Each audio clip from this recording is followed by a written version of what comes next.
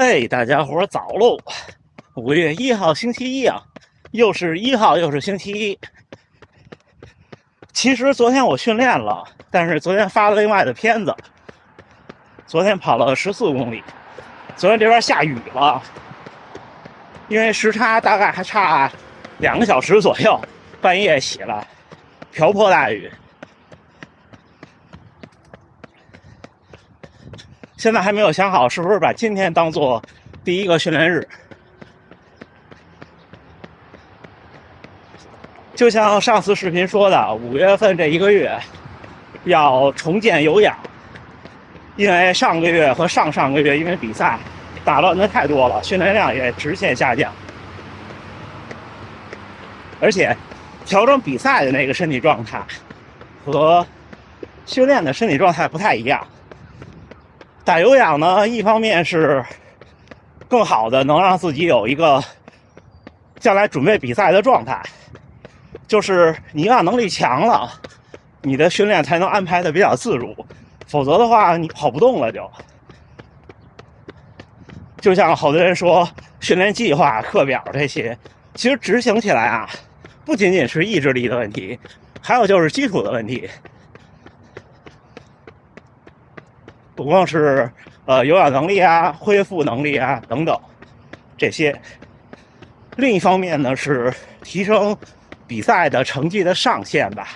我这么理解。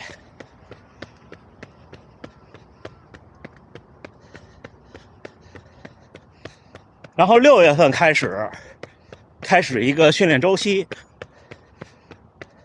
因为这次我是这么安排的，就是要为下半年找一场比赛，不一定是大目标的比赛，就是找一个时间。这样的话呢，认真的安排一个4个月的训练。因为其实坦白讲，从我全程马拉松近3小时以后，就一直是在一个不确定的这状态下生活，所以你也不太可能有一个周期去安排训练。这几年一直就是拼命的练。这次打算试一次，所以到时候大家可以持续关注咱们这频道，跟着我一起完成一个周期。我会把课表列出来，目前还没有想好是16周还是20周。说到比赛呢，就是在这边的报名平台上看了几场，首先是福冈，然后是神户，这2个都报名参加抽签了，不知道能不能抽上。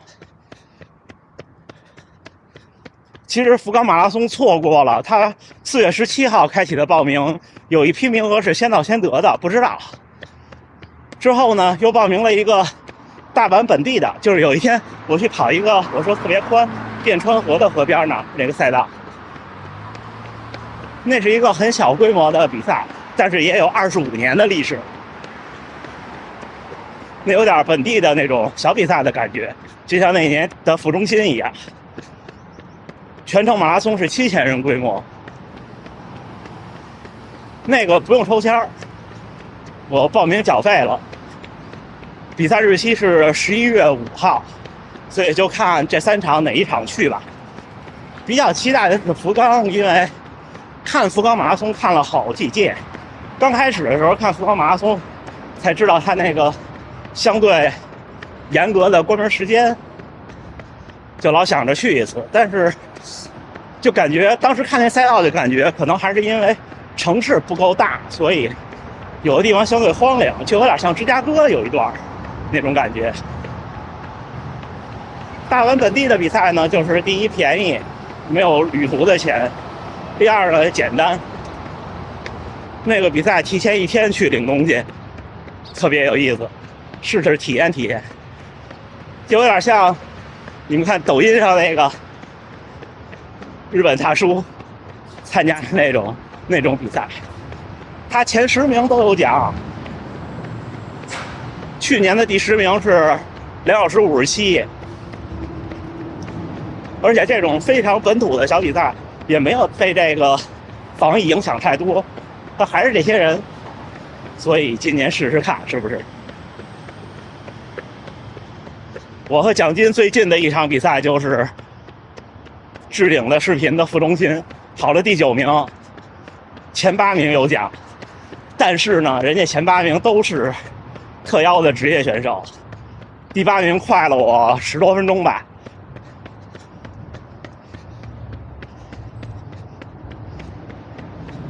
这次玩一玩。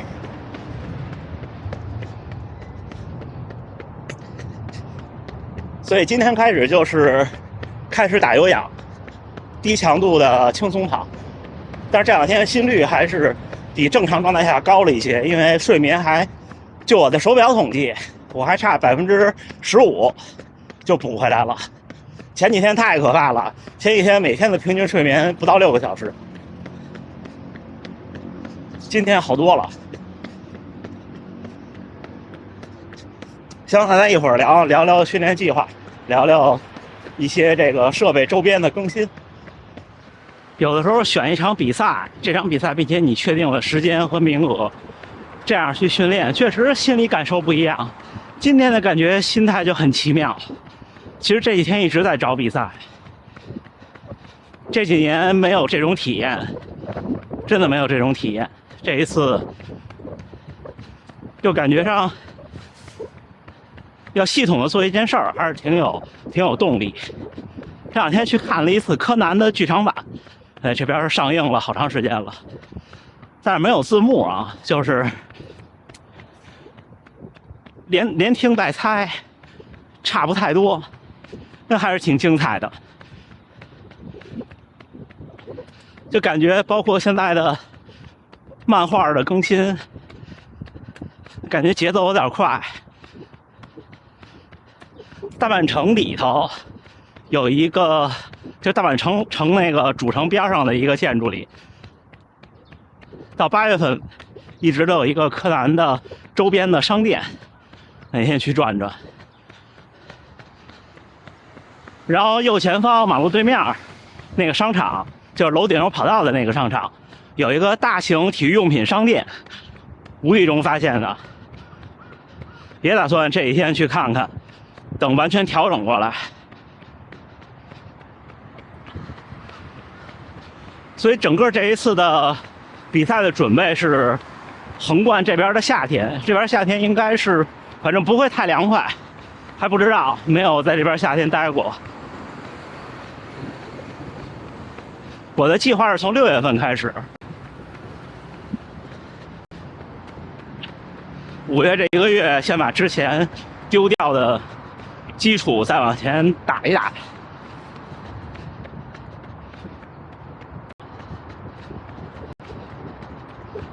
所以整个5月的训练计划就是恢复到500公里这个月，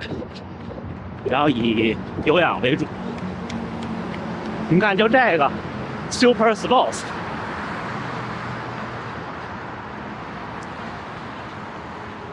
大型 Sports 专门店。然后这个楼顶，你们看那个围着那栅栏，那个就是跑道，有一圈跑道还是挺有意思的。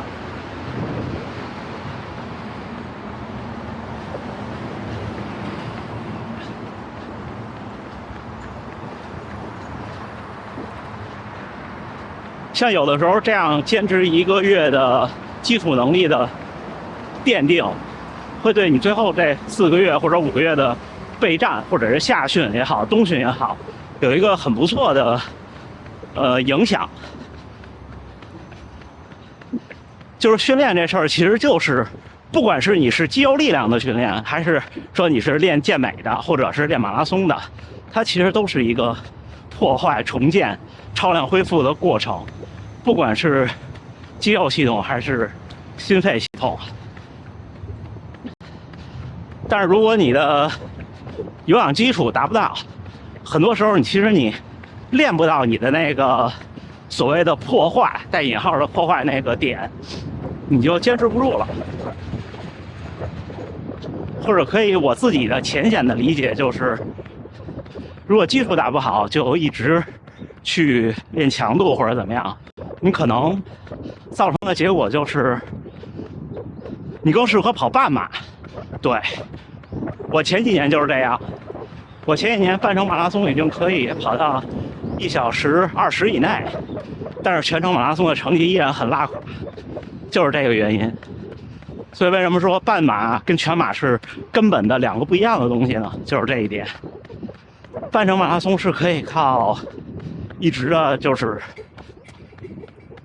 高强度的训练去冲起来的，全程马拉松需要有一个训练节奏。不过我还是坚持我的那个观点，就是速度耐力很重要。这个月除了有氧以外，剩下的课表应该就是速度耐力，减少跑间歇和变速，增加节奏跑或者说是马拉松配速跑。这两天好多小伙伴收到高驰的公测了，对吧？其实我也是，回头我跟高驰的小伙伴询问一下，看看怎么跟大家说。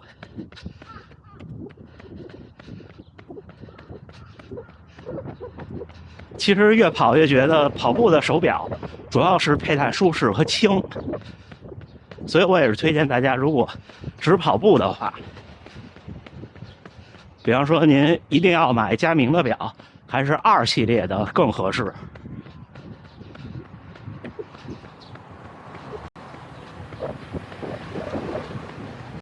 另外，我还有一个训练计划，就是离我家不远，大概骑车10分钟，有一个这边的，就是政府性质的游泳池，挺便宜的，在夏天恢复一下游泳。这一次的美国之行，确实是奠定了很多的信心。心态也积极了不少。那天录的复盘，其实我个人不是非常满意，因为已经困得不行了。当时波士顿马拉松还是有很多值得说的，真的有很多值得说的，而且那条赛道就有点你总想去挑战它的那种感觉，就好像说你挑战的是赛道而不是成绩。也有小伙伴说我说的比较主观，那肯定的呀，我是个自媒体的博主啊，我肯定是说我主观相对主观的想法，然后您呢从中去粗取精，对不对？如果您认为全是粗没有精也可以呀，这个不违背我的初衷，因为我就是觉得波士顿马拉松的赛道就是去挑战赛道。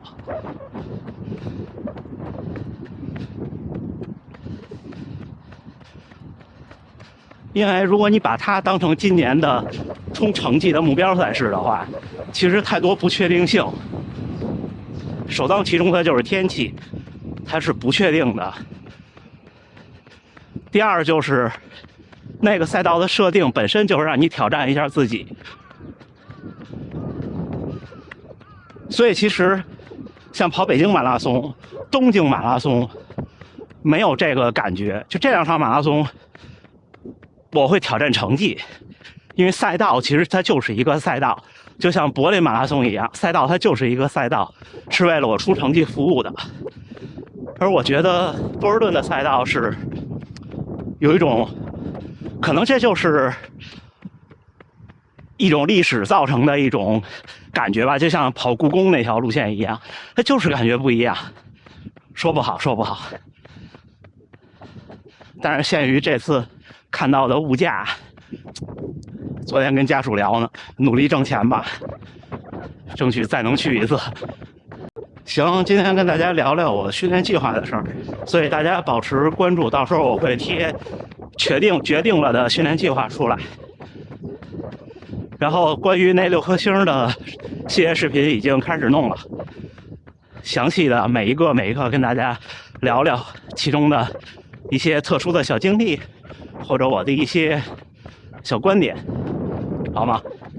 那咱加油干啊！我再跑2圈。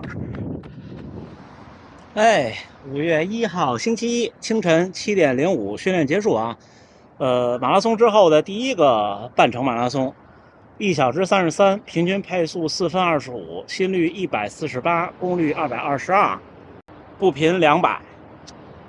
今天就是单纯的轻松跑，就我一轻松跑的时候，步频会稍微高一点，因为步幅小嘛，就是节奏会比较快。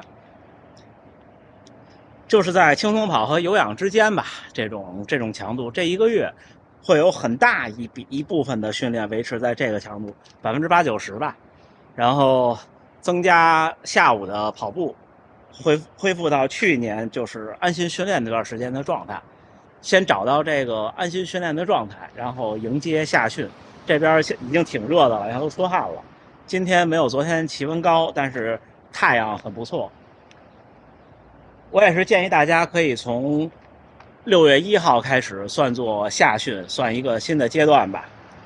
然后今年秋天肯定是有很多比赛的，不管是国内还是国外，大家应该陆续准备了。就是你怎么着都会有1到2场。像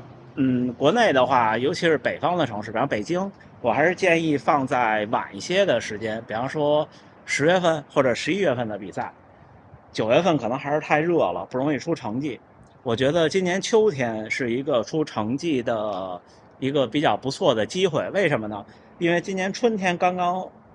恢复的比赛，然后大家找一找比赛的感觉，然后这一个夏天努力去训练，然后看看自己这几年的积累，或者说进步能到什么程度，还是挺不错的。